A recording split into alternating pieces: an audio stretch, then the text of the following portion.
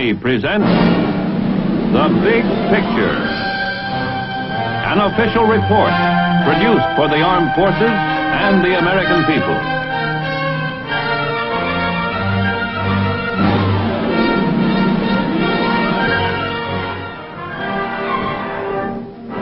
To most Americans, the very symbol of government is the Capitol building in Washington, where the machinery of democracy works its wonders.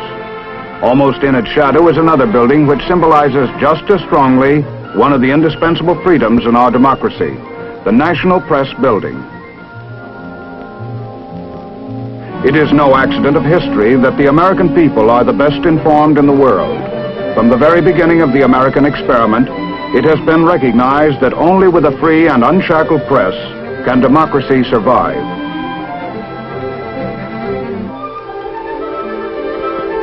This recognition of the press's importance has given it a position of undeniable privilege and prestige in our society. But it has also placed upon it the grave obligation to keep the people truly informed. Nowhere is this obligation more certainly recognized. Nowhere is the responsibility more keenly felt than in the National Press Building. Its distinguished tenants have behind them a breadth of knowledge of our national life exceeded by no other group, a knowledge of the intricacies of the American scene in all its locations. For these men comprise the Washington bureaus of leading newspapers and news services throughout the country.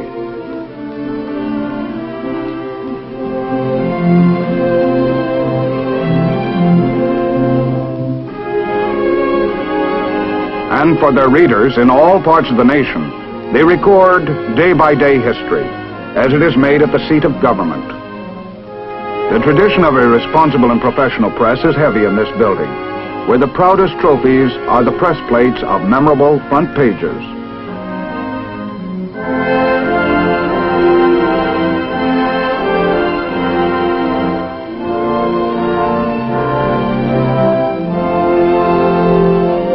The men of the Washington Press Corps are among the finest their profession can produce. Most of them in their careers have chronicled the political contests, the social upheavals, and the wars which have formed the story of our time. One of the most respected members of the Washington Press Club is its president, Mr. William Lawrence of the New York Times Washington Bureau. He is here shown introducing General Maxwell D. Taylor to the National Press Club on the occasion of General Taylor's retirement as Chief of Staff of the United States Army.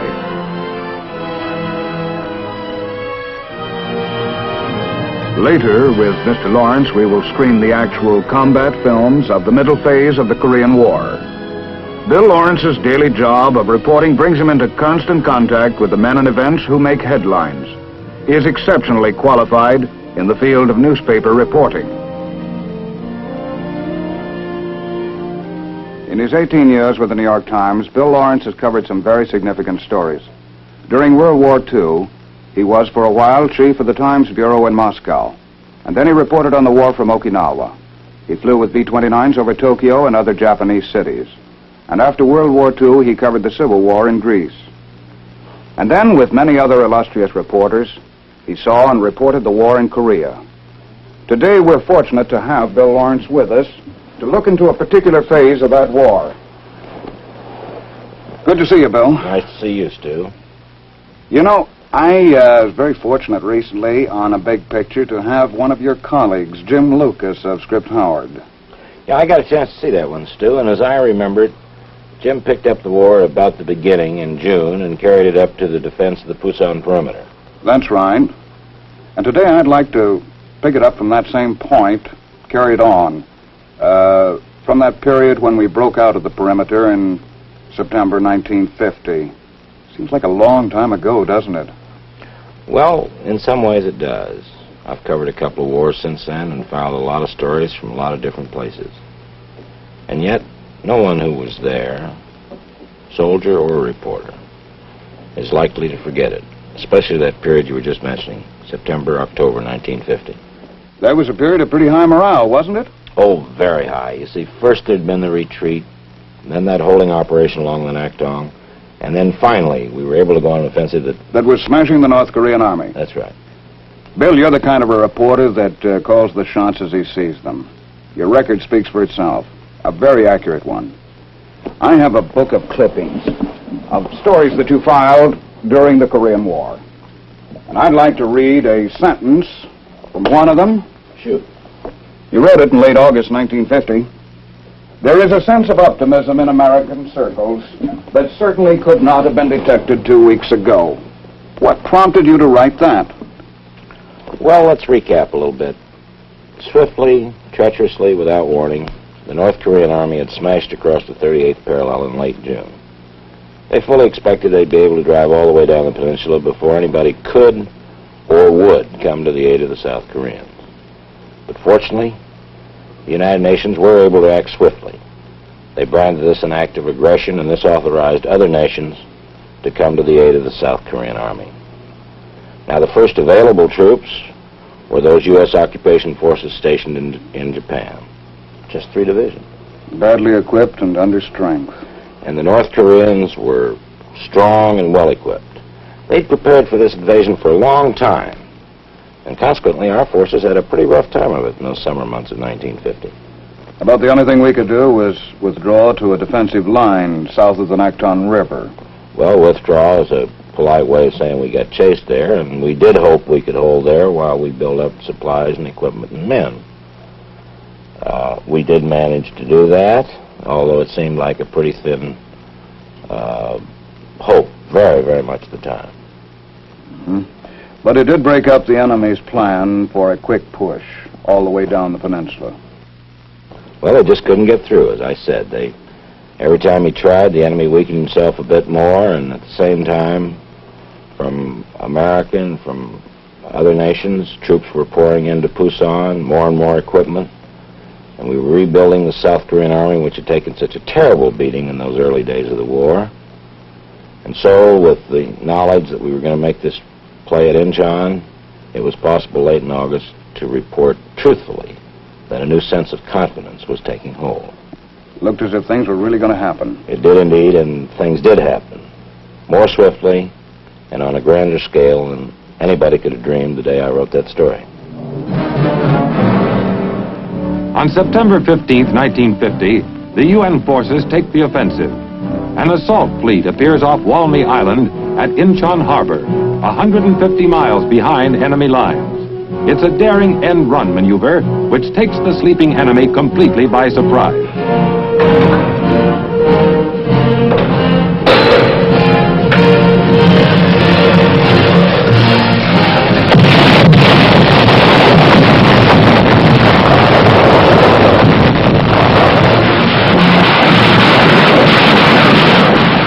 At 0630 hours, the Marines begin the assault. The naval barrage has cleared the way for them, but this is still a risky operation. Headquarters must gamble on the first try being good. Incheon's violent 30-foot tides leave no time for a second attempt. We had orders to neutralize resistance and do it fast. Dig them out and cover up the holes.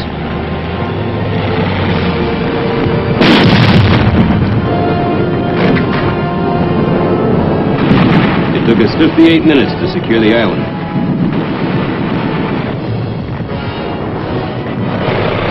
With the next tide, more Marines move into the streets of Incheon itself. They meet little resistance, and within hours the city is secure. The big gamble has paid off. With the surrender of Incheon's modern harbor, the back door to Seoul is opened wide. Simultaneously in the south, the reinforced 8th Army breaks out of its Pusan stronghold, splitting the encircling Red forces as it thrusts across the Nakhtong River to begin its drive northward. At Incheon, the 7th Infantry Division swarms ashore to strengthen the UN foothold in the north. Thousands of enemy troops are being trapped in the southwest as the Pusan spearhead races north to join up with Incheon forces. On the way to Seoul, we took a good many prisoners, too. But they didn't come easy.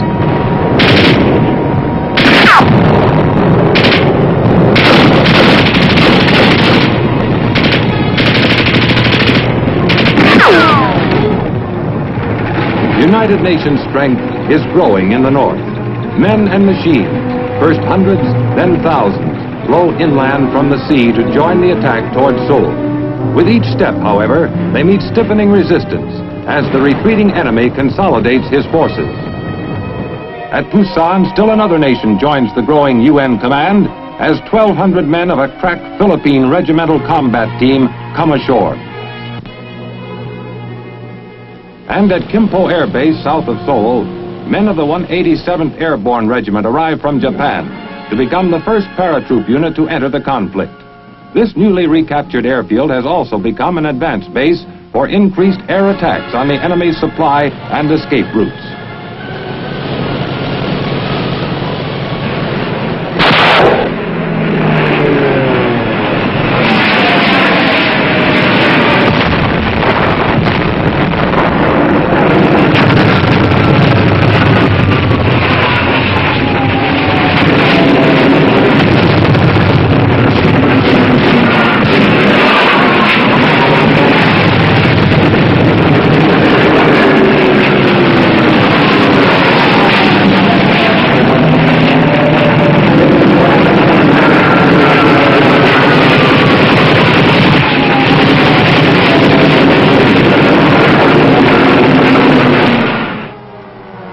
As the spearhead from Busan gathers momentum, columns of transport barrel northward against a disheartened enemy. In many towns, the entire populace turns out to shout its welcome. It was like France all over again. Couldn't understand what these people were saying either. Some places, nobody was around to say anything. It's only about 20 miles from Incheon to Seoul, paved highway all the way.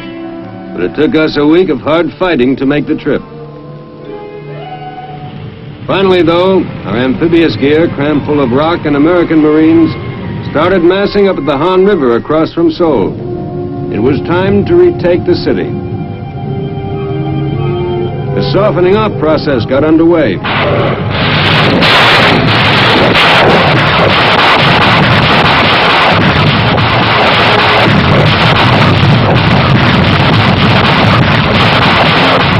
The Han River crossing means a full-scale amphibious operation, since the Han, here near its mouth, is well over a mile across. The Reds who had thrown back an earlier night attack were gone, pulled out to dig in among the streets of Seoul itself. The battle for Seoul was rough. 10,000 communist troops garrisoned every building and street junction with orders to fight to the death. A great many did.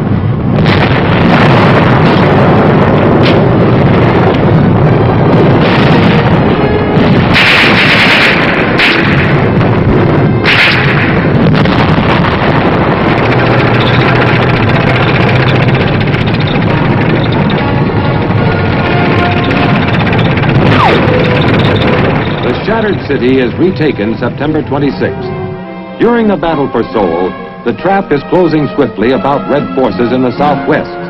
The day after Seoul falls, troops from the 7th and 1st Cavalry Divisions join up just south of Suwon. 2 days later, in the battered Capitol building, special ceremonies are held as General MacArthur officially returns the city to Syngman Rhee, President of the Republic of Korea. Now begins a tragic homecoming for the thousands who had fled the city only 3 months before.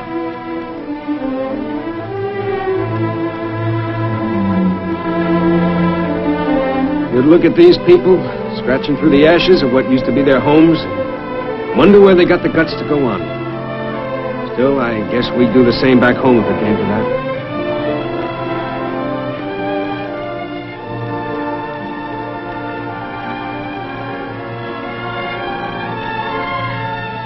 As life begins to take root again in Seoul, the UN advance in the eastern sector goes on.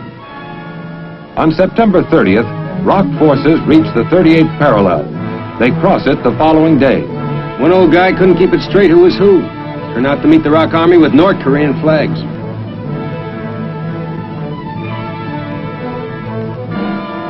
The end of September finds the war back where it started, but the cost has been great.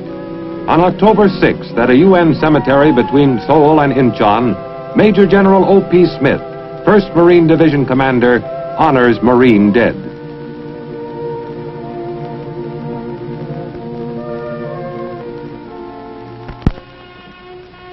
Representing the Army is Major General David Barr, 7th Division Commander.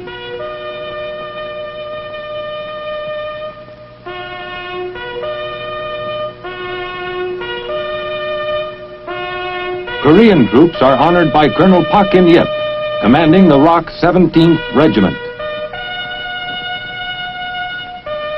The silent thanks and admiration of each commander for what his men have given is echoed by the people who owe their freedom to that willing sacrifice. Elsewhere, the conflict goes on without let-up. B-29 Squadron, based in Japan and on Okinawa, continue their daily blasting of red industrial and transport centers in the north.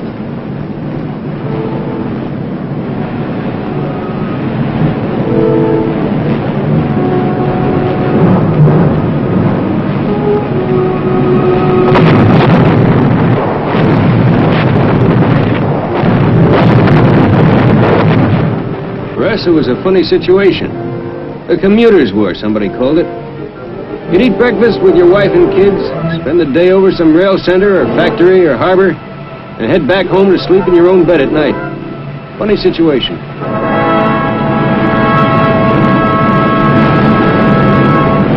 In the south, refugees are becoming a major problem, with thousands of red soldiers and guerrillas in civilian clothes trying to escape to the north. Each refugee must be individually, time-consumingly screened. To the north, events are moving so rapidly that reinforcing units are hard-pressed to keep pace with the UN advance.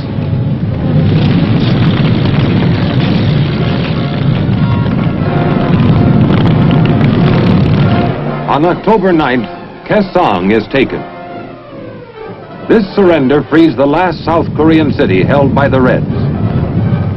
Then on the east coast, Wonsan.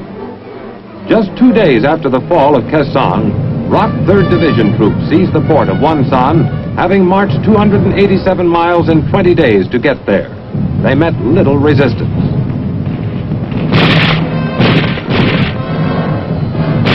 Next, the Red Capital itself. On October 17th, men of the 1st Cavalry Division worked their way into the outskirts of Pyongyang.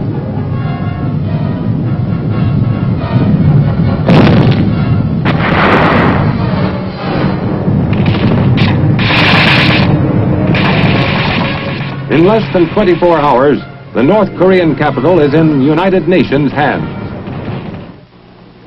These were important victories. Incheon, Seoul, Pyongyang. Very important indeed. You know, complete victory seemed just around the corner. Yeah, as a matter of fact, if you don't mind, I'd like to quote a phrase you wrote right after the fall of Pyongyang. Now that the Korean War is evidently drawing to an end. Well, that does read a little silly now, doesn't it, considering what happened for the next 3 years. But you got to remember that that was before the Chinese communists hit us. And everybody, the highest military brass, the GI on the line, the reporters, all thought that the North Korean army had been smashed so thoroughly that the mopping up process would take only a few weeks.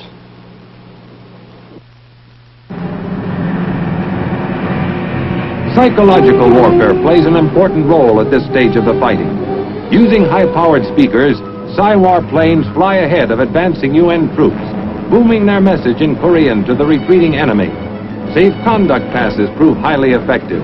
More than once, whole enemy companies lay down their weapons and wait for our troops to arrive.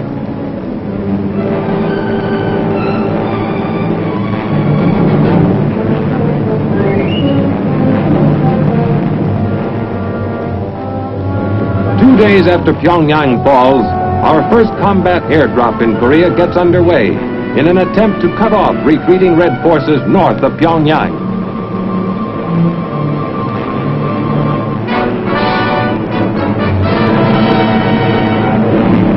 As at Incheon, the Supreme Commander personally supervises the operation. nearly 2,000 troops making the jump. In a second wave, the heavy equipment arrives, Air Express. Local transportation is pressed into service.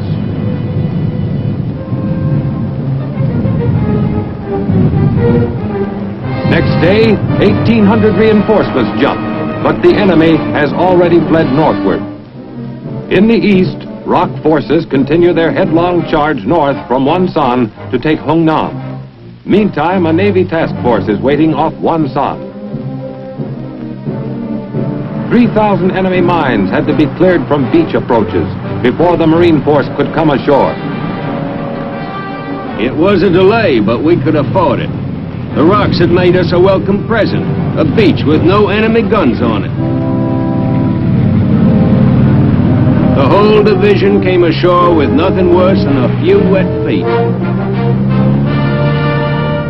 The mission now is to press this advantage, continue the attack toward the Yalu. Swiftly, the Marine Force moves in on red-held villages and towns.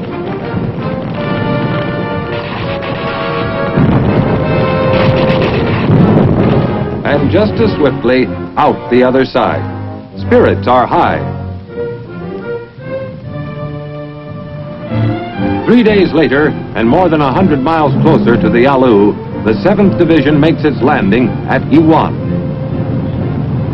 Ships of every description swarm into shallow water to disgorge 7,000 men and their machines.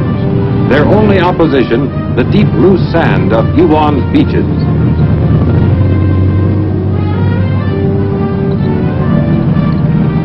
This far north, winter comes early to Korea. Cold weather uniforms are welcome as the division moves out to rejoin the attack. To the west, Marines are advancing over ground frozen harder every day. News of their approach runs ahead of them as village after village is liberated. North Koreans meet freely, and the Christians among them pray openly for the first time since 1945.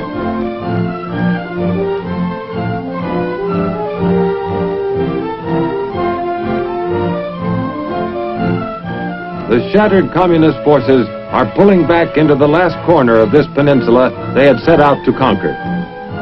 UN troops follow as fast as the tortuous terrain and increasing cold will allow. In the eastern sector, it is difficult even to keep contact with the retreating enemy. In the central sector, however, prisoners taken during a strong Red counterattack give warning of potential danger. Many of them wear the quilted uniform of Communist China.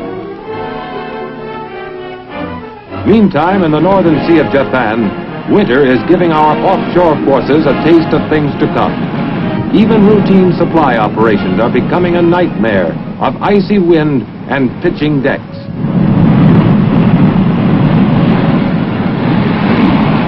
We kept our aircraft warmed and ready to take off the minute the weather lifted. But meantime, the Reds would have a lot less trouble moving troops and supplies on Korean roads. We didn't like that thought much.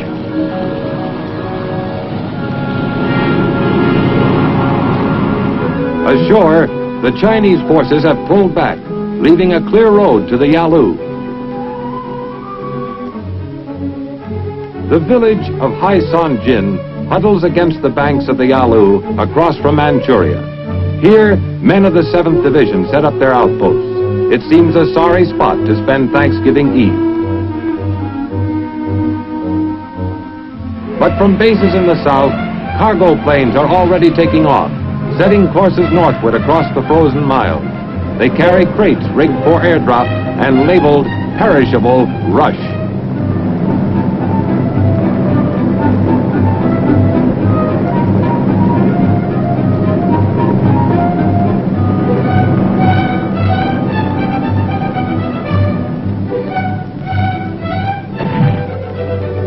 Turkey and the trimmings, courtesy of the U.S. Air Force.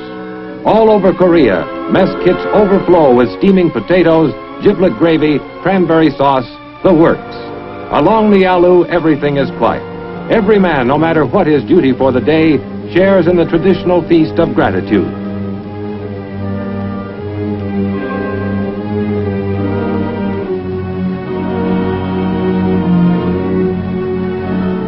Headquarters feels certain that one more UN offensive will end the fighting in Korea.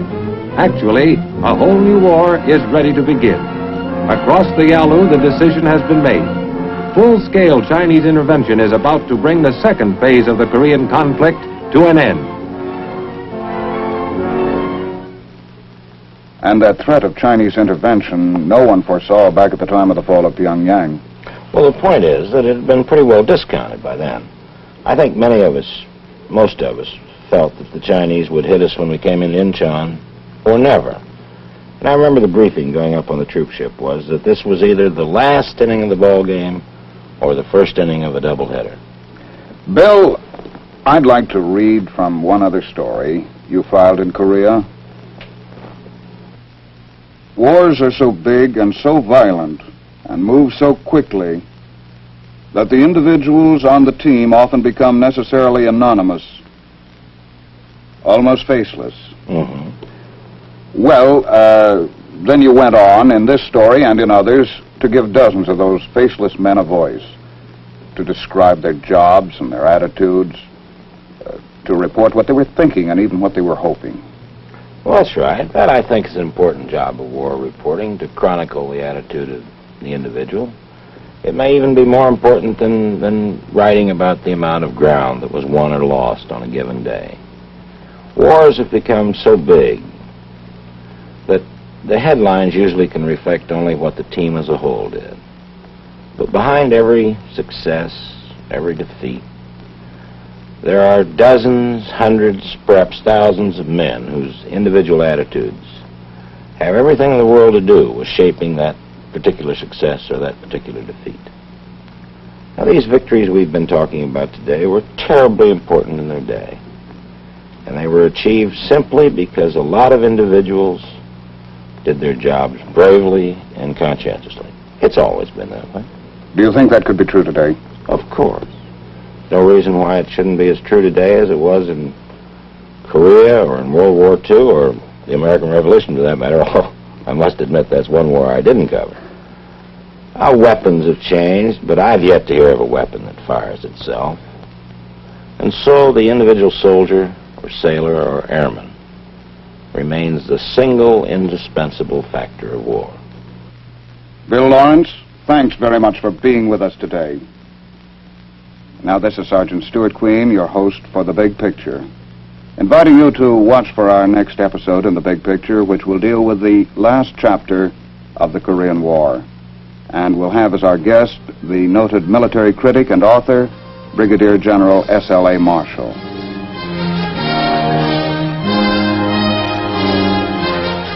The Big Picture is an official report for the armed forces and the American people. Produced by the Army Pictorial Center.